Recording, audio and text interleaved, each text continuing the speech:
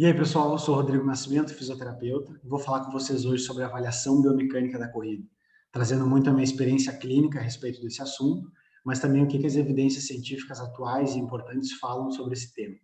Gostaria de agradecer ao pessoal da Cinética pelo convite e espero muito poder contribuir para o conhecimento de vocês a partir dessa palestra. Formação acadêmica, eu sou fisioterapeuta formado pelo IPA e fiz minha pós-graduação em biomecânica pela PUC. Também pela PUC eu estou em andamento com o meu mestrado em engenharia biomédica. Formação profissional, eu tenho diversos cursos na área de biomecânica, de corrida, de terapia manual, a exemplo do FMS e cursos internacionais, como o do Christopher Powers, que é um monstro da biomecânica. Quem tiver oportunidade e interesse, realmente vale muito a pena. Experiências, eu tenho algumas interessantes para compartilhar com vocês, como o meu curso de biomecânica da corrida, eu já formei 5 turmas, e eu trago, obviamente, uma parte desse conteúdo para vocês, mas ele é muito mais denso, muito mais abrangente do que vocês vão ver aqui. Lá no Grêmio, eu fui estagiário de fisioterapia no setor profissional, e há 2 anos eu fiz parte das avaliações de pré-temporada, principalmente analisando a pisada dos jogadores, o que ajuda muito numa base mais de avaliar atletas de elite, né? No Instituto Biomec, que é a minha clínica, uma clínica de avaliação biomecânica e fisioterapia, eu tenho ela há 3 anos e meio e consigo fazer muito essa troca de experiência por tirar da teoria e botar na prática praticamente todos os dias. Então, diversas avaliações, tratamentos e avaliações acabam nos dando base, né, para conseguir fazer essa relação que eu comentei. Também deixei como experiência o SORM, que é um evento muito legal, com 3 pesquisadores também mundialmente conhecidos, e onde eles fazem um round entre eles a partir das suas pesquisas, das suas ideias, dos seus pontos de vista.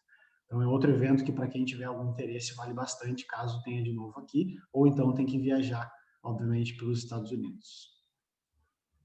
O que é interessante a gente começar entendendo? O que é a tal da biomecânica?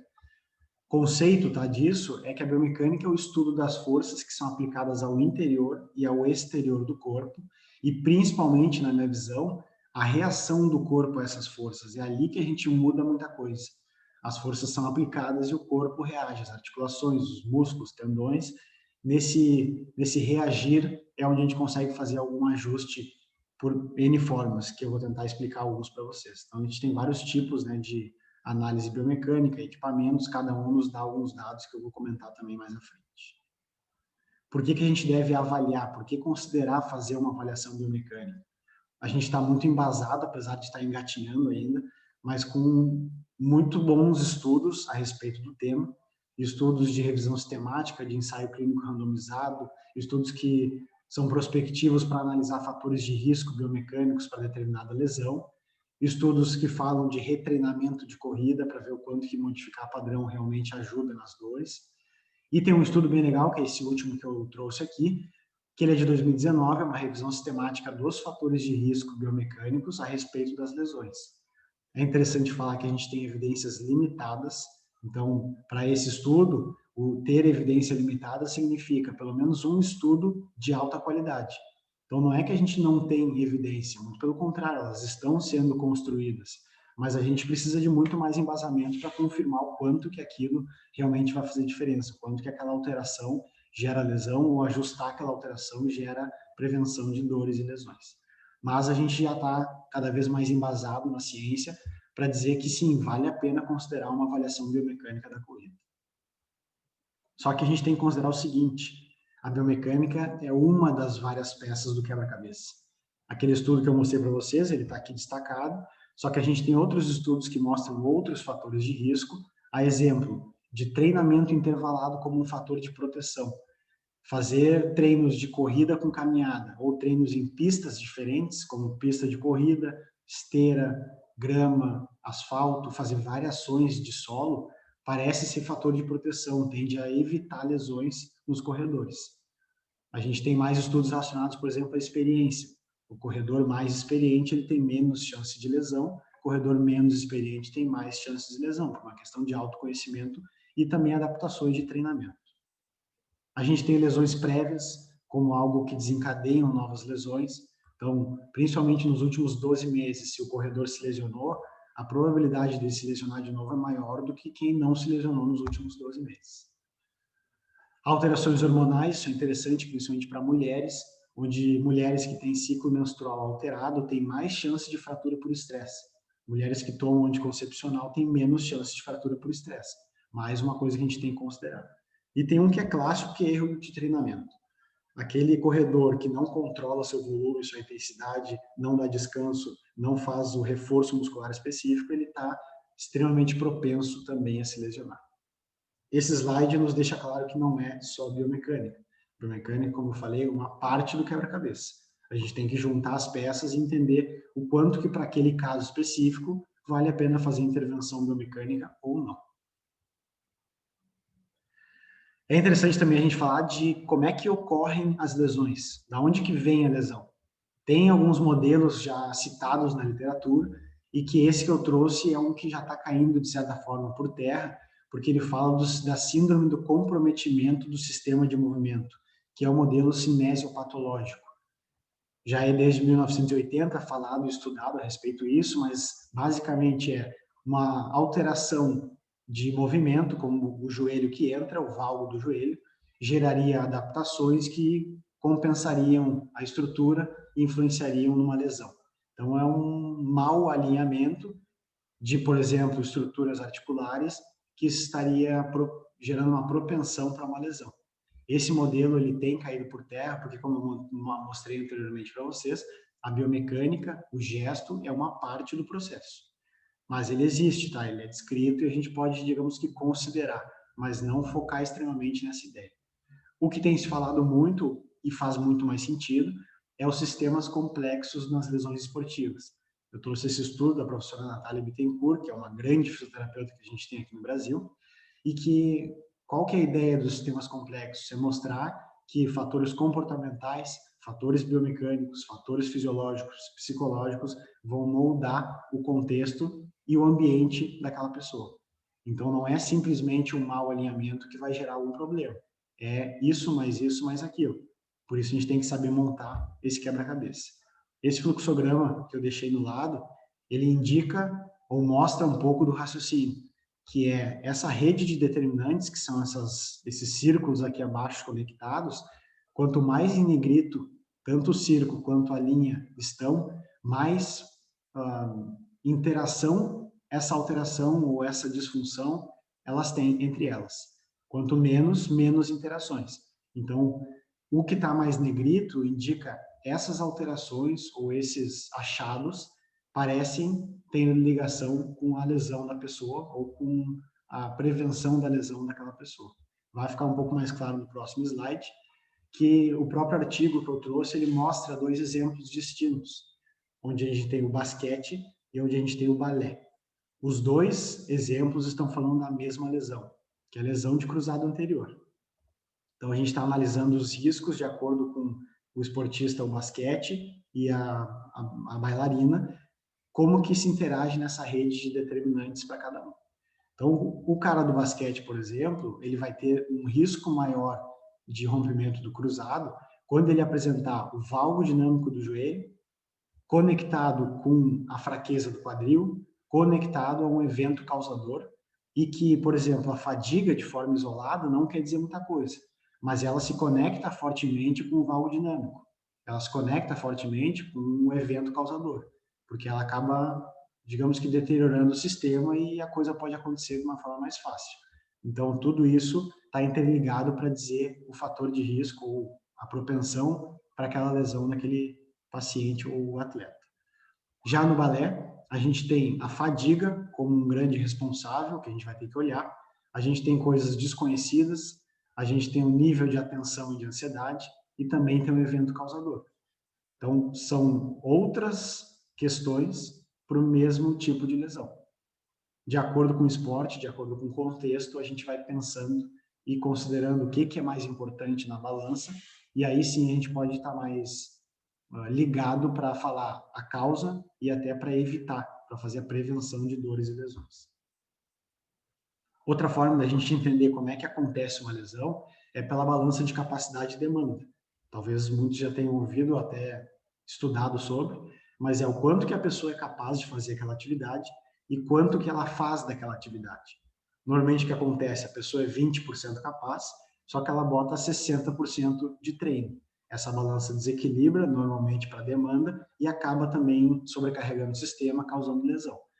A grande dificuldade é entender o que é a capacidade e o que é a demanda.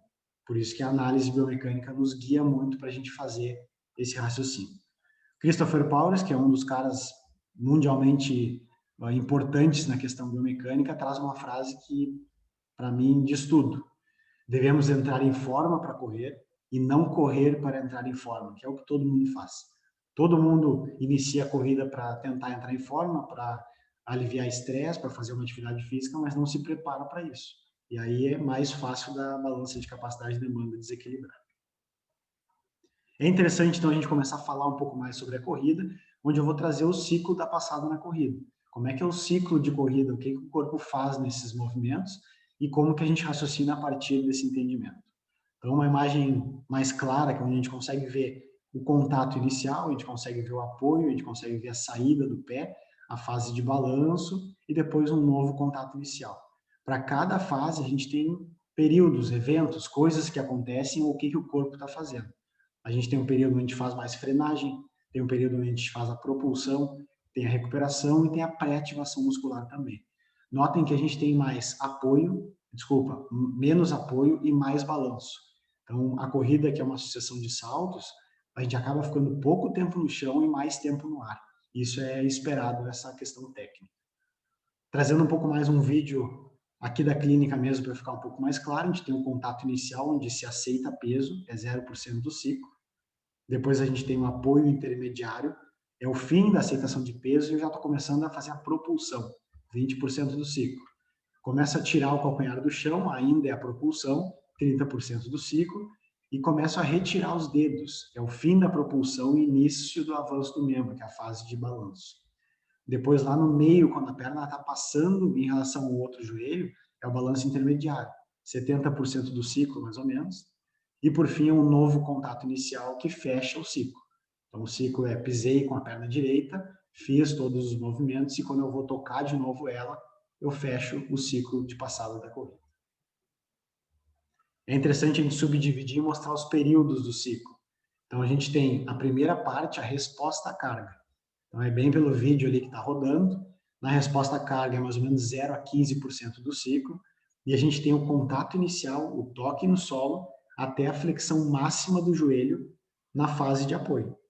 Então, com o pé apoiado no chão, toquei no solo, dobrei todo o meu joelho, a gente considera como uma resposta à carga. O que eu quero nessa fase, nesse período? Eu quero aceitar e absorver gradualmente o peso do corpo. Então, é uma fase que eu estou desacelerando o meu centro de massa. Depois vocês vão ver a parte de ativação muscular. Para cada fase, a gente pode trabalhar e pensar em músculos especificando aquela função. Temos o pré-balanço. Então, observem que o vídeo já mudou. 30% a 40% do ciclo é correspondente a isso. E aí, aquela retirada do calcanhar até a retirada dos dedos. O que eu estou fazendo nessa fase? Eu estou fazendo uma geração de energia para poder fazer a propulsão. Então, eu não estou mais desacelerando, eu já comecei a acelerar na mecânica de corrida. Balanço inicial, tirei meus dedos do solo, 40%, 70% do ciclo, e cheguei com a perna em balanço até a metade do outro, que é como se fossem os joelhos se passando. Retirado dos dedos até o balanço intermediário. O que eu estou fazendo nessa fase? Avançando o membro para começar um novo ciclo, mas eu estou na metade do caminho. Então, essa fase aqui eu estou trazendo a perna que saiu do solo. E o balanço final, que é do meio para frente. Então, a gente fecha ali em 70% a 100% do ciclo. É o balanço intermediário até um novo contato inicial. E é uma frenagem que acontece do membro. Então, a minha perna está vindo no balanço. Quando ela passa do outro joelho, eu começo a fazer uma frenagem, uma desaceleração do movimento, mas sem carga. É a perna no ar que faz isso. E aí eu reinicio um novo ciclo. É muito bom a gente entender, é interessante entender a atividade muscular, porque para cada porcentagem do ciclo, a gente tem músculos ativando de formas semelhantes ou diferentes, mas que cada um a gente pode organizar o raciocínio a partir disso e a partir dos achados também. Então, a gente tem uma série de músculos, não vou conseguir falar todos para vocês, mas eu trouxe aqui no vídeo ao lado alguns principais. Olhem, contato inicial, eu tenho muito a musculatura de glúteo posterior da coxa ativando. Quando eu apoio o peso, fazendo aquele apoio médio, eu tenho bastante quadríceps. Mas comecei a fazer a retirada do calcanhar, eu já entro com gastrocnêmios, panturrilha, fazendo força para isso. E aí, meus dedos saíram, já entram os flexores de quadril para fazer esse avanço do membro, como eu comentei nos slides anteriores. Então, a gente tem uma sucessão de atividades musculares e que isso faz toda a diferença na hora de analisar e principalmente de tratar uma possível alteração biomecânica que pode ter a ver com o caso avaliado. É muito bom também a gente comentar e falar sobre as forças de redução do solo e a relação que isso tem com a atividade muscular. Então, uma força de reação do solo nada mais é do que lei de Newton, ação e reação. O que eu der para baixo no solo vai me devolver para cima, o que eu der para trás me devolve para frente, o que eu der para o lado me devolve para o outro. Então, sempre uma força oposta onde eu estou gerando ela. O que a gente pode entender, então, sobre força de reação do solo e as atividades musculares? Tem um raciocínio, falando de momento interno, momento externo, braço de alavanca, eu vou tentar especificar um pouco mais isso, que eu vou trazer principalmente as fases preocupantes da corrida, que são as fases que normalmente se geram as lesões, fases de apoio. Então, esse primeiro esqueleto é contato inicial, aqui eu já entro no apoio médio, e aqui eu já entro numa retirada do calcanhar. Então, são fases que a carga realmente está entrando no corpo. Olha por onde passa a força de reação do solo no contato inicial normalmente. Quando a gente vai ver a distância da força de reação do solo para o centro articular, joelho, tornozelo e quadril, a do quadril é que está mais distante. Isso já é um indício de que músculos a gente vai usar nesse momento. Então a gente tem, falando mais de dinâmica de corrida, uma flexão do quadril, então o momento interno do quadril é flexor, mas eu tenho um momento externo extensor, porque são os músculos extensores que vão recrutar para conseguir ajudar a controlar e dar continuidade a esse movimento. Então, principalmente quem a gente vai ter? Glúteos máximo e médio.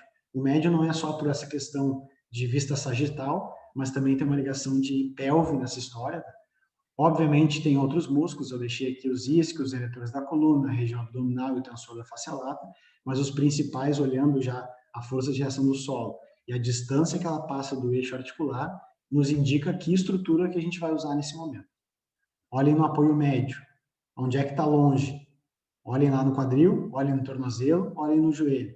Então, a distância maior está acontecendo da articulação do joelho para onde passa a linha de força de reação do solo. Então, agora eu já sei que é reto femoral, vastus medial e lateral e sólido. Músculos que controlam muito a flexão do joelho. Então, a gente tem o momento interno, flexor, mas o momento externo é extensor. Isso tudo nessa linha de dinâmica de corrida. Tirando um pouco do calcanhar, onde a gente está fazendo uma transição de fase de apoio para aquela fase mais de propulsão, a gente tem a linha de força de reação do solo passando e está mais longe agora de quem? Lá de baixo, no tornozelo. Essa linha afastada já nos indica também a mesma ideia que gastrocnêmio é onde está fazendo muita carga e muita força por essa questão de braço de alavanca. Também ainda tem bíceps femoral e adutor magno como auxiliares desse processo. Mas dá para entender um pouco mais sobre as atividades musculares e como que a gente pode trabalhar cada um deles, conhecendo um pouco mais dessa questão dinâmica de corrida. Outro ponto legal da gente falar é que a gente tem na corrida muito armazenamento de energia elástica. Observem nos gráficos de ativação muscular e vamos olhar aqui contato inicial, entrei no apoio médio e aqui quando eu começo a entrar numa fase de propulsão, olhem como tem pouca atividade muscular. Os dois gráficos, né, que tem músculos variados, mas ali nos dois a gente vê que não é o momento que mais tem atividade muscular. E isso é interessante porque a corrida é uma atividade que a gente precisa se impulsionar contra o solo para poder avançar. Mas isso nos indica ao mesmo tempo que o músculo não ativar nesse momento é porque a gente trabalha muito com armazenamento de energia elástica. Então a gente trabalha muito com componente excêntrico. Desacelera, faz um estiramento de fibras trazendo o componente excêntrico e aí dá uma vantagem mecânica para que a contração concêntrica aconteça. Isso nos diz o quê? Que não adianta, provavelmente, em alguns casos, ficar trabalhando exercícios simples, por exemplo, como máquinas, exercícios em cadeia fechada, exercícios que não estimulem esse tipo de contração. A gente tem que colocar na rotina e isso ajuda muito no processo não só de reabilitação, mas também de prevenção de eficiência. Como que a gente vai fazer a avaliação biomecânica da corrida? Tem N formas, tá? Aqui eu trouxe algumas que eu uso na clínica, avaliação cinemática, que é a avaliação dos ângulos da corrida. A gente tem forças de reação do solo, normalmente a gente vê mais em laboratórios, mas é outra forma muito boa de entender a biomecânica da corrida. Eletromiografia, que é o que vai avaliar as atividades musculares, como eu comentei nos slides anteriores. Temos inclinômetros ou goniômetros para entender um pouco mais sobre mobilidade articular e flexibilidade. Não é puramente uma avaliação biomecânica da corrida, mas esses achados podem influenciar na biomecânica da corrida. Avaliação com sensores inerciais, isso aí está bastante em alta, em crescente, e é uma forma muito boa e prática de analisar angulações, de analisar tempo de contato, de analisar impacto. Pode ser mais uma ferramenta bem usual e interessante. E análise de força, por exemplo, na clínica eu faço análise de força isométrica, que é a mesma ideia, não é uma avaliação biomecânica da corrida, mas contribui para a biomecânica. A gente pode correlacionar os dados de acordo. Tudo isso não é válido se a gente não tiver um bom raciocínio. O nosso cérebro, o nosso raciocínio, ele tem que estar em dia, não só com achismos, ou melhor, não com achismos e não só com a prática, mas sim com as evidências. Elas estão nos mostrando cada vez mais quais fatores de risco são importantes, o que previne ou não uma lesão e o que eu preciso realmente me ater. A gente pode fazer todos esses testes, mas isso tem que ser compilado e raciocinado da melhor forma possível.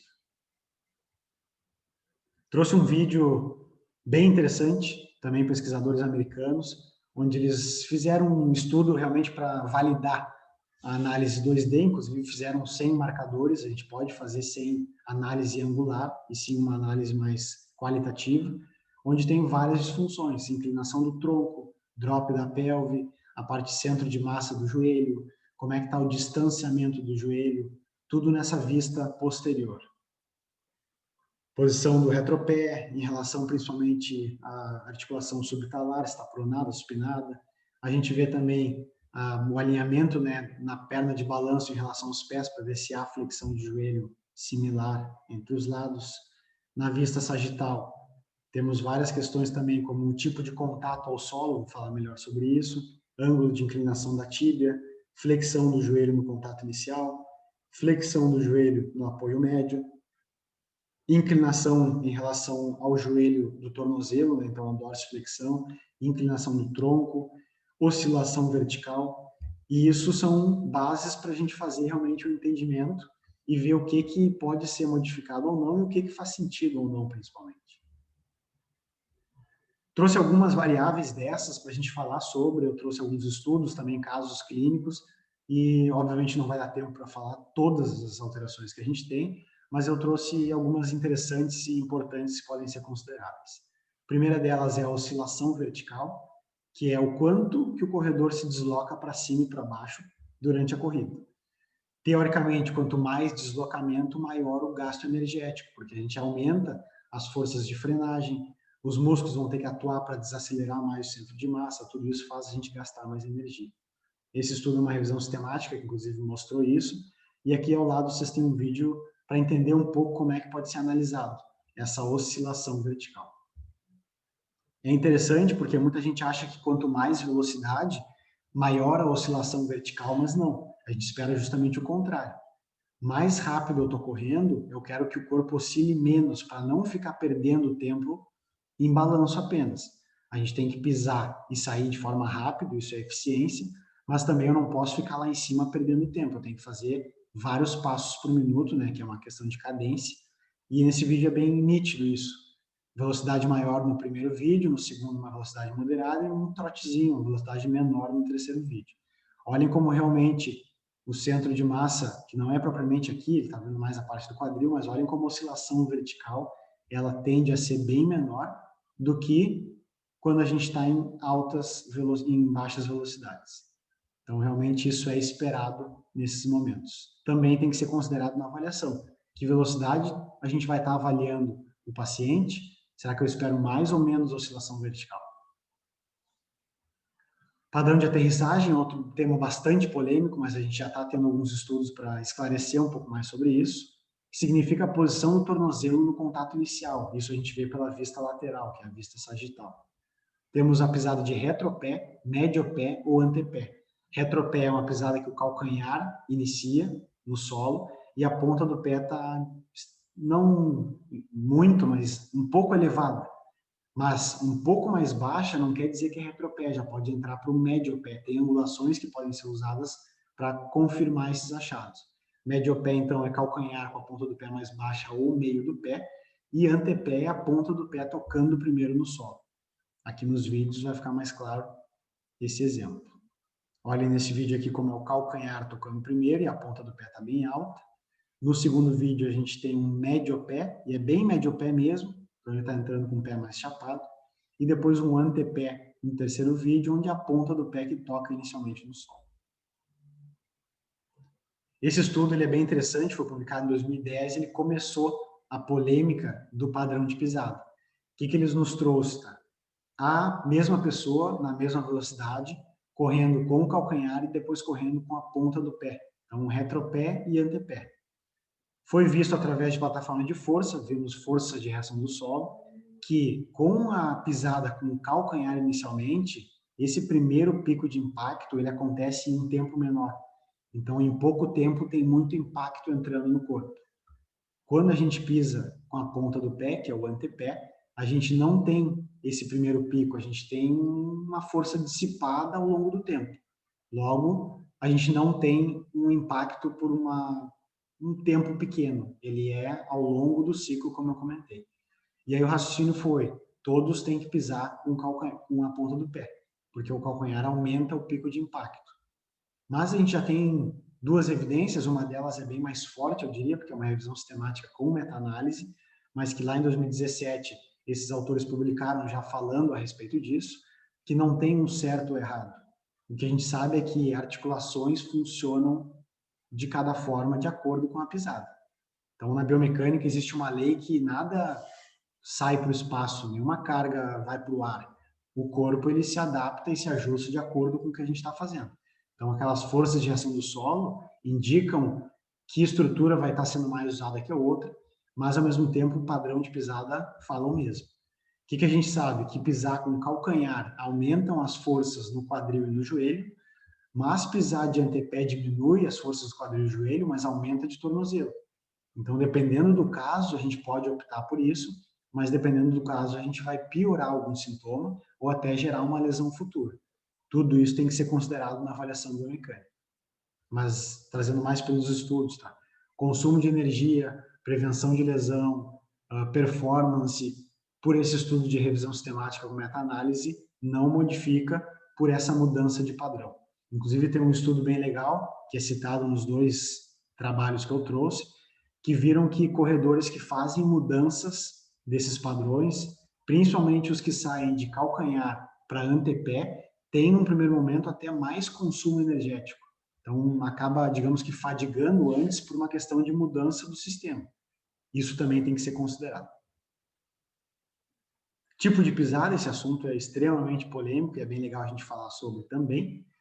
O que significa isso? É a posição da articulação subtalar, então abaixo do talos, durante as fases de apoio. Então, a vista posterior, que é essa que vocês estão vendo no vídeo, é a que mais vai nos mostrar sobre o tipo de pisada. Temos pisada neutra, temos pisada pronada, temos pisada supinada. Mas preste atenção nisso. Todos os corredores praticamente vão fazer todos esses tipos de pisada durante a corrida. A questão é saber qual fase que a gente está falando e qual a lesão que tu quer prevenir ou que a gente quer melhorar daquele paciente.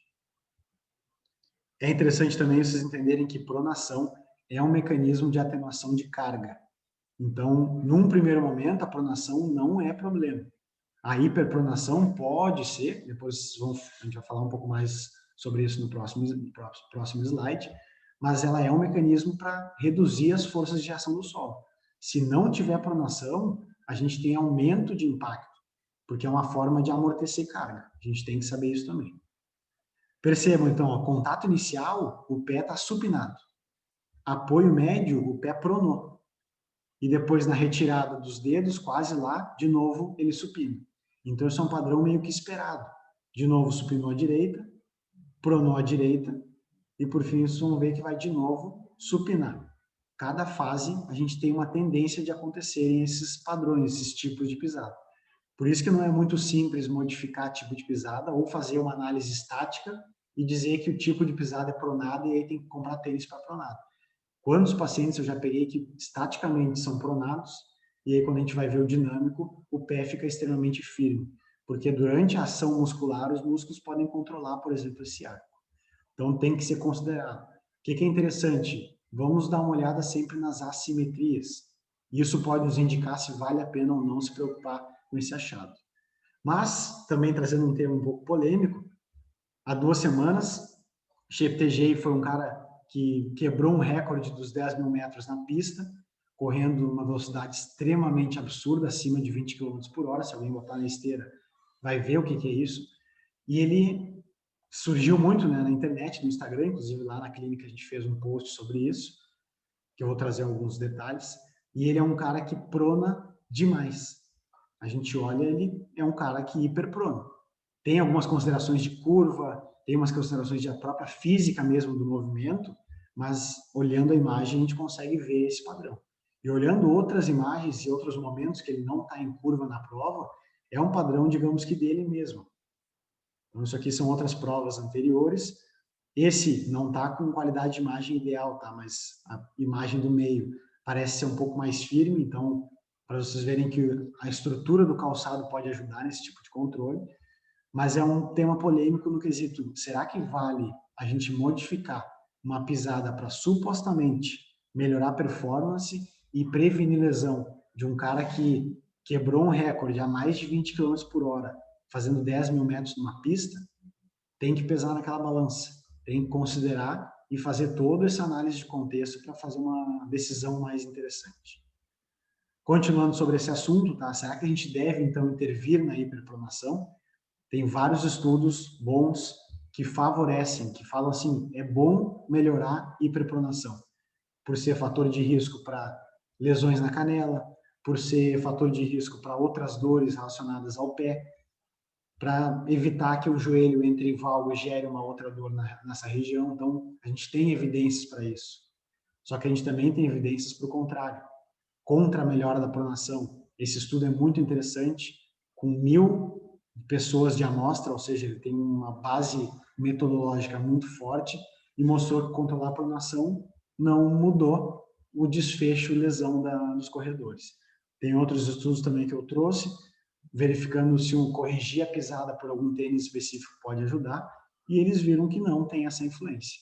Mas o estudo nos deixa mais tranquilos para entender aquele contexto dos sistemas complexos. Não é só uma pronação que vai dizer se a pessoa vai melhorar o desempenho ou se ela vai se lesionar. Então, tem que ser considerado. Trazendo um exemplo mais prático, então a gente tem esse caso do Cheptegei, que é um corredor de elite, treinado para aguentar pancada, corredor leve, corredor que já deve ter esse padrão há um bom tempo, visto aquelas últimas imagens, e aqui um corredor amador da clínica e que tem uma pronação muito maior no pé esquerdo do que no pé direito, na fase de apoio, que é aquela fase que a gente está desacelerando, absorvendo carga. Quanto que vale a pena a gente intervir num atleta profissional que já está com uma performance absurda e provavelmente não está com dor ou lesão, senão ele não faria essa performance, e o quanto que vale realmente intervir num atleta amador que tem uma correlação com alguma lesão dele. Isso tem que ser colocado na balança. Então, esse atleta sugeriria dar uma atenção para a pronação. Cheptegei, deixa isso aí. É um padrão que ele deve estar adaptado. Então, entender esse contexto, como a gente vem martelando, né, vale sempre a pena e é interessante na avaliação biomecânica. Overstriding é uma pisada longe do centro de massa do corpo, principalmente da linha articular do quadril. Então, o contato inicial fora, né, longe desse processo que eu falei, e, teoricamente, quanto mais afastado, maiores as forças de frenagem. Então, tem um estudo bem legal que traz realmente cálculos interessantes, são suposições de quanto a força aumenta nesses momentos, e esse é um exemplo da clínica, onde a gente tem um jogador de futebol onde eu botei ele numa velocidade mais alta possível na esteira, e o overstriding dele está correlacionado com uma lesão da posterior da coxa, que é a terceira vez que ele tem.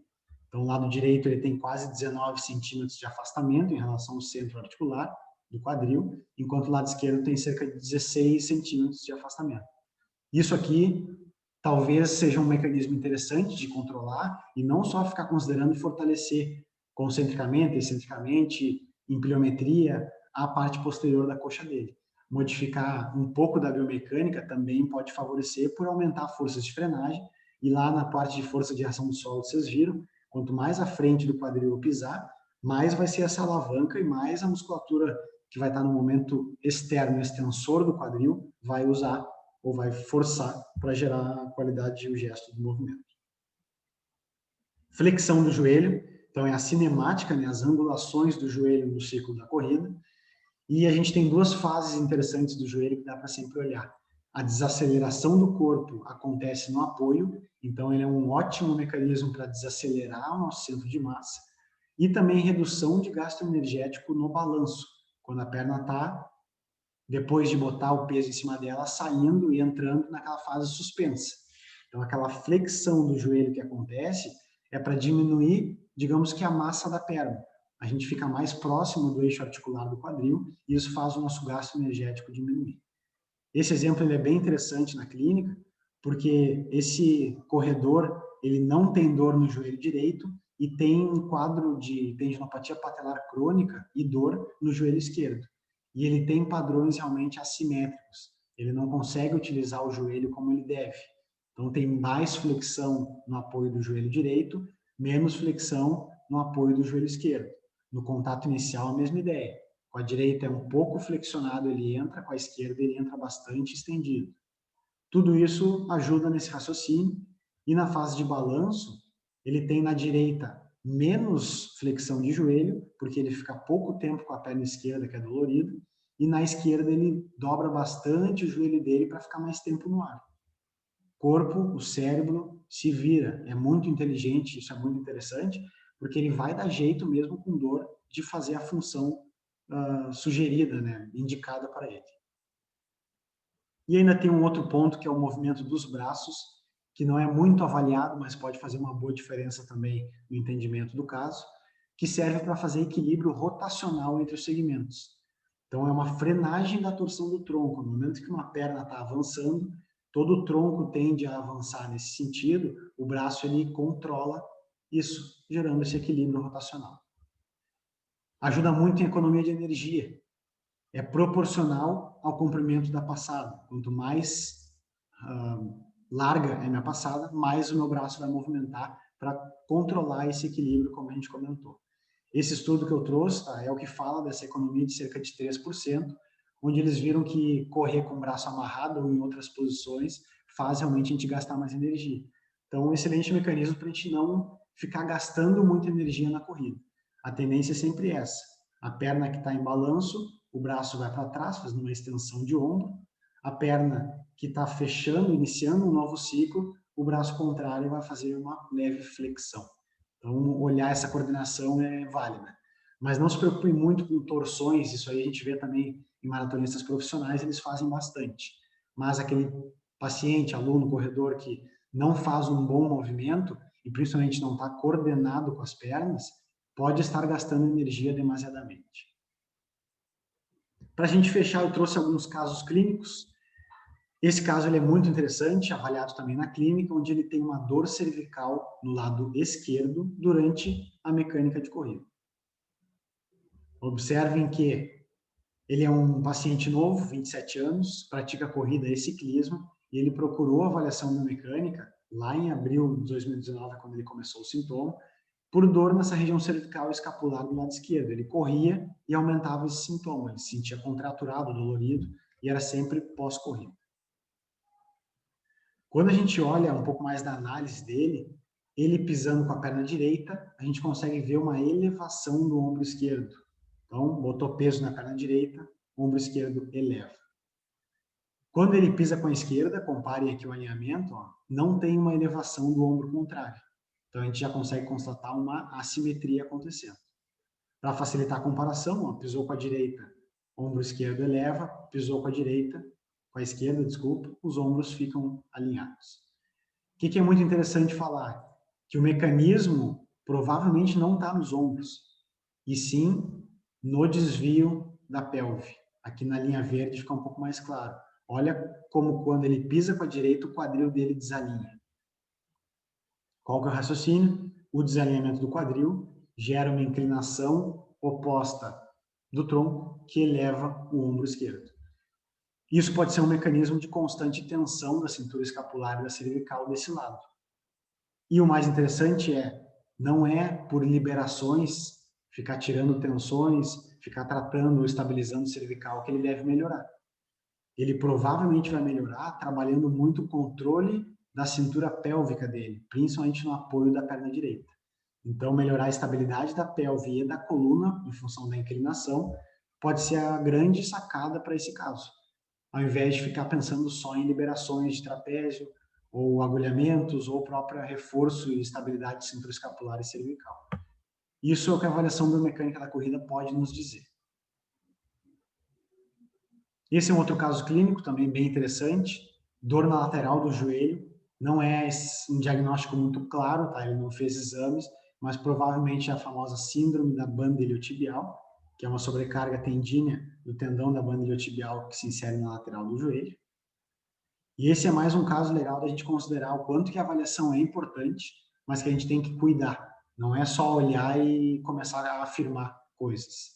Ele tem maior pico, excursão e velocidade de pronação no tornozelo esquerdo. Então, eu tenho um sensor inercial na clínica que eu consigo entender um pouco mais, principalmente em 3 dimensões, como é que está essa qualidade de pronação. Então, olhando aqui, eu acho que fica um pouco mais claro. À esquerda, ele tem um desnível um pouco maior em relação a esse movimento de reversão, de pronação, enquanto à direita, nem tanto. E também, olhando mais para a pelve, o drop é maior no apoio da perna esquerda. Dá para a gente observar também que a direita é um pouco mais firme, mais estável, quando ele pisa com a esquerda, não tanto. E aí a questão é que lado ele sente dor no joelho. Essas disfunções, se eu for olhar só para a análise de corrida, nos levam a pensar que a dor é no joelho direito, porque ele prona mais esse lado e faz mais o drop da pelve.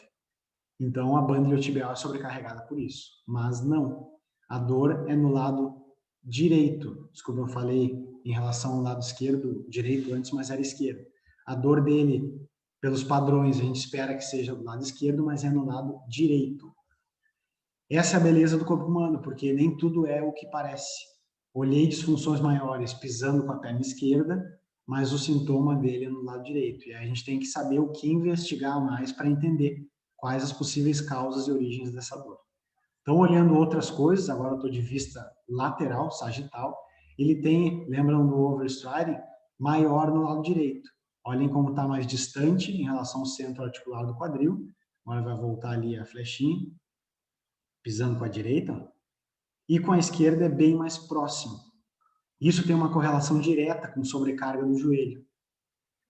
Uma das coisas que tem ligação direta é com impacto. Então, a gente pode aumentar impacto, forças de frenagem, quando essa pisada está um pouco mais longe. E isso foi confirmado pela minha acelerometria que eu uso na clínica.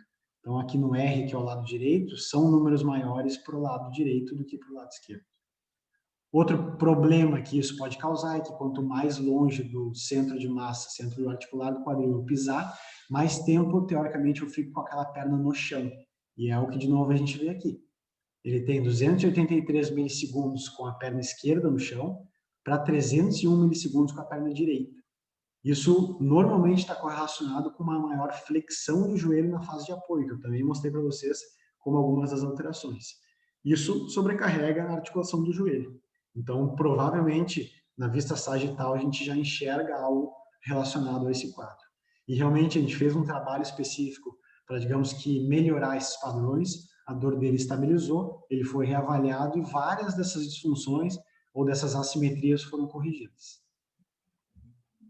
Gostaria de fechar com uma frase que eu gosto muito de usar e que faz muito sentido para mim nesse quesito, que é: entenda e considere a biomecânica como uma das inúmeras peças de um grande quebra-cabeça chamado corpo humano. Não pensem que a biomecânica é a salvadora da pátria e ela que vai dizer tudo. Ela vai nos ajudar no raciocínio e mesmo assim, às vezes, a pessoa mais tenta proteger alguma lesão e tem biomecânica pior do lado contralateral à lesão ou à dor. Então, a gente tem que saber usar isso ao nosso favor e não para gerar mais nocebo ou mais desconfiança ou até mais sensibilização no paciente. Então, de novo, eu gostaria de agradecer ao Ramiro, ao pessoal da Cinética. Espero que vocês tenham gostado e que tenha ajudado muito no conhecimento de vocês. Para quem quiser saber todos os conteúdos lá no @Instituto Biomec, que é o Insta da clínica, eu também tenho o meu próprio, mas acabo usando mais o da Biomec. Podem seguir por lá, que eu tenho conteúdos diversos, eu consigo ajudar nos entendimentos dessas alterações biomecânicas e os casos clínicos, obviamente, ajudam mais ainda no processo. Podem mandar informações, perguntas, questionamentos por lá ou também pelo meu e-mail institucional que eu deixei aqui embaixo, em conjunto. Certo, pessoal? Mais uma vez, obrigado e espero muito que vocês tenham sentido ou entendido um pouco mais de todo esse processo e que ajude na prática clínica de vocês.